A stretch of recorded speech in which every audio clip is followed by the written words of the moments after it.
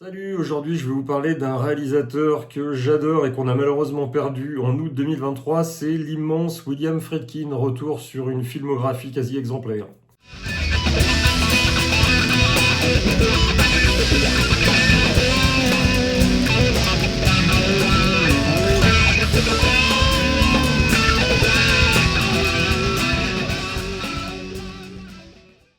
On a donc perdu un des plus grands réalisateurs américains, William Friedkin, qui est parti à l'âge de 87 ans en août 2023. Qu'à la base, Friedkin a commencé sa carrière comme réalisateur d'émissions télé ou assistant aussi, réalisateur avant de passer réalisateur lui-même, d'émissions télé et ensuite de documentaires. C'est le film Citizen Kane qui lui a donné envie de réaliser ensuite des fictions. Il citait toujours Citizen Kane comme son film préféré, avec les films également d'Alfred Hitchcock et autres, les grands classiques. Il réalise surtout dans les documentaires un qui s'appelle The People vs Paul Crump, à savoir que grâce à son documentaire à la répercussion sur un condamné à mort, le dit condamné à mort a été gracié suite à la répercussion de son documentaire. Il s'amusait ensuite dans les interviews récentes à dire qu'il ne savait pas lui-même si Paul Crump était effectivement innocent, mais en tout cas il lui a sauvé la vie grâce à son documentaire.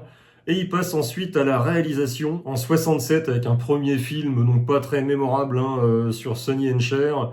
Il en enchaîne ensuite 2-3, à savoir que en fait, il fait 4 films avant de faire le fameux French Connection en 71. Et celui de 70, juste avant, je vous le conseille si vous l'avez pas vu. C'est d'après une pièce de théâtre, mais ça fait très film parce que Friedkin a un sens du visuel assez extraordinaire, mais c'est d'après une pièce de théâtre, c'est Les Garçons de la Bande. Ça parle d'homosexualité à l'époque, dans les années 70, c'est assez fort comme sujet. Savoir que pour moi, Friedkin, c'est un peu le Paul Verhoeven américain, c'est-à-dire qu'il n'y a pas de tabou chez lui. Il est très franc du collier quand vous le voyez dans des interviews. Je vous conseille également ces interviews que vous pouvez trouver sur YouTube où il est super intéressant à écouter parler, l'ami Friedkin, érudit en matière de cinéma et d'art en général. Savoir qu'il a réalisé des opéras pas mal sur la fin de sa carrière. Il faisait quasiment plus de cinéma. Il a fait, je vais revenir sur la fin de sa carrière, mais il a fait pas mal d'opéras. Qui réalise Les Garçons de la Bande en 70, donc un espèce de huis clos d'après une pièce de théâtre sur des homosexuels qui vont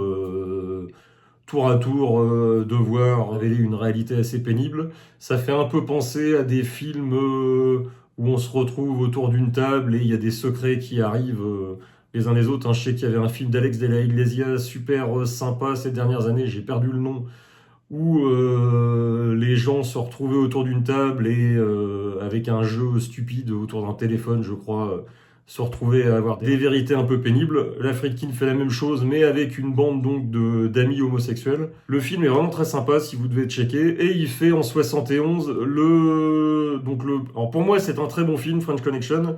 Faudrait que je le revoie, je ne l'ai vu qu'une fois. C'est pas celui qui m'a le plus marqué dans sa carrière. C'est celui qui lui a permis d'avoir l'Oscar du meilleur réalisateur et du meilleur film. Donc pour un jeune réalisateur, c'était son 5e film. Voilà, c'était déjà, comme il dit, il a pris le boulard juste après ça. Mais c'est un très bon film avec Gene Hackman. Mais faudrait que je le revoie. Il y a la fameuse course-poursuite qui est restée assez célèbre et compagnie. Le film est très bon. Il faudrait que je le revoie, ça m'a pas marqué plus que ça dans sa filmo. C'est un des trucs. Mais par contre, il passe juste après avec, pour moi, son chef-d'œuvre absolu, L'Exorciste. Savoir qu'il existe 2 versions de L'Exorciste. Donc Friedkin, il a fait un peu, excusez-moi du terme, mais la pute marketing ces dernières années en ressortant une version alors qu'il avait dit que son director's cut, c'était la version d'origine. Si vous devez regarder L'Exorciste, surtout regardez la version de 1973, celle qui est sortie à l'époque, parce qu'il existe ensuite une version qu'il a sortie dans les années 2000 pour soi-disant faire plaisir à William Peter Blatty et à rajouter des scènes surtout faire un nouveau cut, surtout pour ramener, comme il dit, un nouveau jeune public au film. Il a réinséré tout un tas de scènes dans son nouveau montage qui sont super redondantes. On revoit la petite Reagan à l'hôpital sur des nouveaux tests. Les scènes ne servent absolument à rien. En plus, la fin, il l'a changé. Ça finit avec une scène de fin que je trouve pas du tout dans le ton du film, qui radoucit le ton du film, alors que la fin d'origine est vachement plus sympathique. Je vais pas vous spoiler si vous l'avez pas vu. Bon, en même temps, c'est un classique. Je pense pas qu'il y ait beaucoup de monde qui l'ait pas vu, mais ça pourrait arriver. Et il a rajouté une scène avec une descente d'escalier assez sympathique visuellement. mais qui, il l'avait dit à l'époque, n'avait rien à faire là parce qu'elle était un peu trop grandignolesque pour le passage du film où elle est. Il l'a rajouté là de façon assez putassière. Donc pour moi, si vous devez regarder le film, regardez la version de 73, parce que le nouveau montage, pour moi, il est à oublier. Le montage de 73 est un pur chef-d'œuvre. Pour moi, c'est le meilleur film d'horreur avec The Thing de John Carpenter, bon, sachant que The Thing de John Carpenter est mon deuxième film préféré.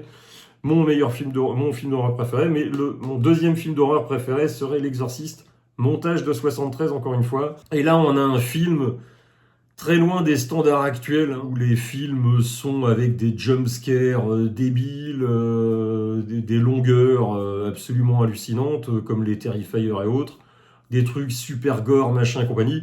Là, il joue sur... On a une partie assez longue où il introduit des personnages. C'est essentiellement un drame. Pour lui, c'était un drame sur la foi. Alors après, vu que le monde entier lui a dit qu'il avait fait un des plus grands films d'horreur, il s'est rangé du côté de l'opinion. Il a dit, bon, si tout le monde pense que mon film est un film d'horreur, c'est doit être un film d'horreur. Pour lui, c'était un film sur la foi, un drame sur la foi. Bon, effectivement, pour moi, c'est un film d'horreur.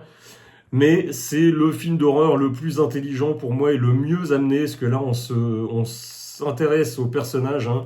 Donc, une mère qui a très peur pour sa fille, qui ne la reconnaît plus et qui va voir des médecins. Au début, les médecins lui disent que c'est une maladie mentale, donc, et ensuite, elle voit un prêtre et ensuite un exorcisme, hein. Il s'avère que sa fille est possédée. Là, je spoile pas parce que c'est déjà dans le titre. Mais c'est pour moi une montée vraiment en puissance dans la terreur et c'est absolument hallucinant que ça soit la mise en scène qui n'a pas pris une ride. Les acteurs sont tous génialissimes, les effets de maquillage sont absolument superbes. La voix de Regan, hein, savoir que la voix, quand elle est possédée, c'est une femme qui double le démon, hein, qui avait demandé en plus à être attachée sur une chaise et compagnie. Elle était alcoolique et compagnie, elle était privée, donc elle avait une voix qui devenait encore plus forte. Enfin, il y a tout un tas d'astuces qui sont restées assez célèbres, hein. Le sursaut du prêtre à un moment, c'est parce que Friedkin lui a tiré une vraie balle pas loin pour le faire sursauter, car il n'arrivait pas à avoir la réaction qu'il voulait sur l'acteur, donc il a été très très loin là-dessus. Pareil, à un moment, il a vraiment giflé une actrice pour avoir la réaction qu'il attendait. Enfin, il est connu pour être assez extrême dans ses tournages, le père Friedkin, et L'Exorciste a été très loin pour obtenir le résultat final, mais résultat, donc, version 73, absolument génialissime. Pour moi, le plus grand film d'horreur avec The Thing de Carpenter. Dans un autre, le film de The Thing étant un film de monstre, là, on a un film de possession. Mais c'est un mélange absolument génialissime, hein. Ça part comme un drame et ça tourne à l'horreur, mais vraiment l'horreur génialissime. Il prend un peu le boulard, hein, avec 2 succès, il se croit absolument indestructible et il va faire, pour lui c'était pas un remake, c'était une réadaptation du roman, mais il refait une version du Salaire de la peur que nous avait fait l'un des meilleurs réalisateurs français, hein, Clouzot, Henri-Georges Clouzot. Donc le Salaire de la peur, il leur fait, ça va s'appeler Sorcerer. Et là, on retrouve Roy Scheider, qui était déjà le second rôle avec Gene Hackman dans French Connection. Donc on retrouve Roy Scheider dans le rôle principal. On a également Bruno Kremer et compagnie, sur une bande un peu introduite de pourris qui va se retrouver à conduire des camions sur des routes super dangereuses. Donc je vous refais pas le topo, c'est le Salaire de la peur refait par Friedkin. Je mettrai quand même celui de Clouzot devant. J'adore les deux, franchement. Et ce film-là va se planter royalement. C'est à savoir que c'est le film préféré de Friedkin dans sa filmo. C'est celui qu'il voulait faire. Et c'est celui qui lui a fait très très mal, car il s'est cassé la gueule au box-office à l'époque. Il est redécouvert aujourd'hui, hein, c'est devenu maintenant un film culte ou un mini classique. Mais à l'époque, c'est une gaufre phénoménale. Après les succès mondiaux de French Connection et de L'Exorciste, c'est la déconvenue. Il va enchaîner avec des films plus ou moins mémorables, hein. Il y a eu une espèce de comédie juste après qui est pas terrible. Il revient ensuite avec Cruising, un thriller avec Al Pacino. À savoir que les relations entre les deux ont dû être catastrophiques parce qu'ils ne se sont plus adressés la parole ensuite, hein. Mais donc Pacino, donc c'est un polar, encore une fois sur l'univers gay aux États-Unis, hein, un polar, un flic qui va infiltrer le monde des SM pour retrouver un tueur, jusqu'à brouiller les frontières. Friedkin, son thème préféré, c'est la différence entre le bien et le mal, et les frontières, pour lui, il n'y a pas de bon, il n'y a pas de méchant, il n'y a que des teintes de gris, et là-dessus, ça va très loin. Dans le brouillage des pistes, Cruising, c'est pareil, je l'ai vu qu'une fois, il faut absolument que je le revoie, mais c'est un excellent polar. Si vous l'avez pas vu, je vous le conseille, moi il faut que je me le refasse. Il enchaîne avec des films plus ou moins bons, il y a Le Coup du siècle, je m'en souviens plus très bien.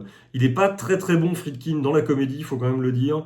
C'est un peu son point faible. Il revient au polar avec Police fédérale Los Angeles, To Live and To Die in LA, qui était également un très bon polar. Ça, faut que je le revoie absolument. Ces polars sont toujours super carrés, super intéressants au niveau des pistes. Ils brouillent les pistes. Les flics sont pas forcément des bons, les méchants sont pas forcément si noirs que ça. Il enchaîne aussi avec Le Sang du châtiment, encore une fois un très bon thriller. Il se reprend un bide avec un film fantastique ensuite, La Nurse. Bon, c'était assez grand guignolesque, j'ai pas grand souvenir dessus, ça se regarde. Parce que Friedkin a du métier, c'est comme Paul Verhoeven, quand les deux sont pas forcément au meilleur de leur forme, ça reste quand même des très très bons metteurs en scène, donc ça reste toujours regardable, même les mauvais Friedkin sont quand même très regardables. Après, pareil, il fait un film de sport, je crois, sur un truc sportif Blue Chips avec Nick Nolte. Jade, encore un thriller. Il y a L'Enfer du Devoir qui était sympathique avec Sam Jackson. Et il revient pour moi avec un de ceux qui est trop sous-estimé dans sa filmo. Alors, il n'existe pas en Blu-ray en France encore. Donc là, c'est la version allemande. C'est Traqué avec Benicio del Toro et Tommy Lee Jones. Et là, c'est un film qui dure moins d'1 h 30, c'est super concis. Benicio del Toro est un super soldat qui revient d'une guerre où il a commencé à perdre un peu ses repères également. Et du coup, il va se mettre à décimer des gens. Il pense qu'il est poursuivi. On ne sait jamais vraiment s'il est poursuivi ou pas par des agents qui veulent le flinguer parce que voilà, il est devenu incontrôlable. Ils veulent le zigouiller avant que des secrets ne fuitent. Et Tommy Lee Jones, son ancien instructeur, qui va être mis à sa recherche. C'est une traque, c'est super court, c'est super intense, c'est méga violent. On pourrait croire du Mel Gibson sur les aspects méga violents du métrage. Il y a des affrontements, un affrontement final entre les deux qui est assez mémorable. Je vous le conseille, c'est une petite pépite. Pour moi, c'est peut-être mon Friedkin préféré après L'Exorciste. Ultra concis, ultra méga efficace. Thriller absolument brillant. Vraiment à revoir dans sa filmo. Et il enchaîne avec encore une pièce de théâtre, une adaptation de pièce de théâtre, Bug. Et là, c'est pareil, un coup de folie dans la tronche. Quasi huis clos, avec l'immense Michael Shannon. Ashley Judd dans un rôle très loin de ce qu'elle a l'habitude de faire et qui est vraiment excellente là-dedans. Et c'est un film sur la folie, je ne vais pas vous révéler plus que ça, si vous ne l'avez pas vu, il n'est pas très connu, c'est pareil, c'est un film très sous-estimé dans sa filmo, c'est absolument génial et Michael Shannon prouve que c'est un des meilleurs acteurs au monde. C'est super, dans le genre film sur la folie et sur la contagion, vous ne pouvez pas imaginer ce que ça fait, c'est absolument génialissime. C'est d'après une pièce de théâtre et il va réadapter une seconde pièce de théâtre du même auteur avec Killer Joe. Et là, c'est moins un huis clos là-dessus, mais c'est complètement frappadin avec Matthew McConaughey, Emile Hirsch. Là, c'est pareil, c'est un polar, mais complètement frappadingue. Je vous les spoile pas, c'est vraiment deux petites surprises. C'est d'après le même auteur, d'après des pièces de théâtre. Mais franchement, alors ça fait pas théâtral du tout, surtout sur Killer Joe. Et c'est absolument... ça va très loin, c'est à l'époque du politiquement correct, Friedkin, c'est comme Verhoeven, il en a rien à foutre, il fait des doigts d'honneur à tout le monde. Ça va super méga loin, c'est très très trash, les deux sont super trash, super jusqu'au boutiste, comme de toute façon toute sa filmo, il n'a pas fait de compromission. Malheureusement, donc Killer Joe est sa dernière fiction ciné. Après, il va faire un documentaire sur un exorcisme que j'ai pas encore vu, et il finira sa carrière avec l'affaire de la mutinerie du Kane, qui est assez sympa. C'est un téléfilm, c'est pas un film, l'affaire de la mutinerie du Kane. C'était assez sympathique, j'ai réussi à le trouver, moi, et à le regarder. C'est plutôt pas mal. C'était sorti l'année dernière, donc après sa mort. Pour un téléfilm, c'est vraiment très sympa. Savoir que dans ces téléfilms, il avait aussi fait un remake de l'immense Les 12 hommes en colère. Ça vaut pas le film de Sidney Lumet, mais c'était un téléfilm, c'était pas un film. Il avait fait un remake en version téléfilm avec, entre autres, Tony Danza dans un des rôles, à contre-emploi qui était très bien. C'est un peu une copie conforme des 12 hommes en colère, donc j'irai pas vous le conseiller. Moi, je vous conseille évidemment Les 12 hommes en colère, et chef-d'œuvre absolu pour moi de Sidney Lumet, un des meilleurs films jamais réalisés. Et c'est le premier film de Sidney Lumet, son meilleur film, son premier film, un chef-d'œuvre absolu. Si vous devez regarder un des deux, évidemment, je vous conseille la version de Lumet, hein, qui est absolument génial. Mais pour une curiosité, si vous ne le saviez pas, le remake en version téléfilm de Friedkin est très bien. À savoir donc qu'il est ensuite passé, il a réalisé des opéras, hein, donc ça m'intéresse pas parce que je suis pas fan du tout d'opéra. Si vous avez regardé ma chaîne, moi je suis plutôt rock'n'roll, donc l'opéra c'est pas mon truc. Mais il a fait pas mal d'opéras, il a fait pas mal de documentaires. Faut que je regarde absolument moi ces documentaires. Je connais toutes ses œuvres de fiction. Et ces téléfilms, je ne connais pas encore ces documentaires. Il faut surtout que je trouve People vs Paul Crump. Dans les commentaires, si quelqu'un l'a vu, merci d'en dire un petit mot. Et je vous conseille absolument, pour moi, le meilleur livre jamais écrit par un réalisateur, Friedkin Connection, où là, vous avez la carrière donc à la télé, en tant que documentariste et comme réalisateur de films et d'opéras, toute la carrière de Friedkin racontée par Friedkin lui-même. Et c'est pareil, c'est comme dans ses films, c'est très trash, et on voit à quel point il était jusqu'au boutiste, hein, ses liens des fois avec la mafia, avec des gens de la mafia, hein, pour Cruising et compagnie. Il a été dans une boîte SM qui était tenue par un mec de la mafia quand même.